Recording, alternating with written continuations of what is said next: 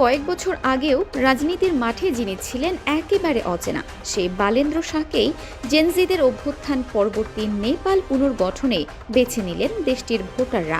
রাজনীতিতে নামার আগে র্যাপের মাধ্যমে ভক্ত অনুরাগীদের মন কাড়েন বালেন্দ্র। গতানুগতিক র্যাপ নয়, গানের তালে তালে সাবেক ক্ষমতাচ্যুত প্রধানমন্ত্রী কেপি শর্মা ওলির সরকারের দুর্নীতি ও সামাজিক সমস্যাগুলো তুলে ধরেন বালেন্দ্র। সাহসী কণ্ঠস্বরের কারণে 2022 সালের কাঠমান্ডুর মেয়র নির্বাচনে সিপিএন, ইউএমএল ও নেপালি কংগ্রেসের হেভিওয়েট প্রার্থীকে হারিয়ে হিমালয় কন্যা নেপালের রাজধানীর মেয়র হন বালেন্দ্র। প্রায় 4 বছরের দায়িত্ব পালনকালে কারিশমা দেখান এই তরুণ র্যাপার। তার সময় সরকারি জমিতে অবৈধ দখলদারিত্ব হ্রাস পেয়েছে, ফিরেছে সড়কে শৃঙ্খলা। এছাড়া বজ্র ব্যবস্থাপনাতেও সফল ছিলেন শাহ প্রশাসন।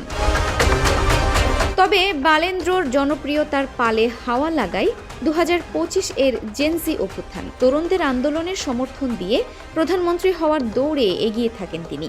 এরপর জানুয়ারিতে ভোটে অংশ নিতে মেয়র পদ ছেড়ে রাষ্ট্রীয় স্বতন্ত্র পার্টিতে যোগ দেন বালেন্দ্র। 1990 সালে কাঠমান্ডুতে জন্মগ্রহণ করা বালেন্দ্র শাহ নেপালে সিভিল ইঞ্জিনিয়ারিংয়ে পড়াশোনা করেন। পরে ভারতে একটি টেকনোলজিক্যাল বিশ্ববিদ্যালয় থেকে স্ট্রাকচারাল ইঞ্জিনিয়ারিংয়ে পোস্ট গ্রাজুয়েশন ডিগ্রি লাভ করেন বালেন্দ্র শাহ।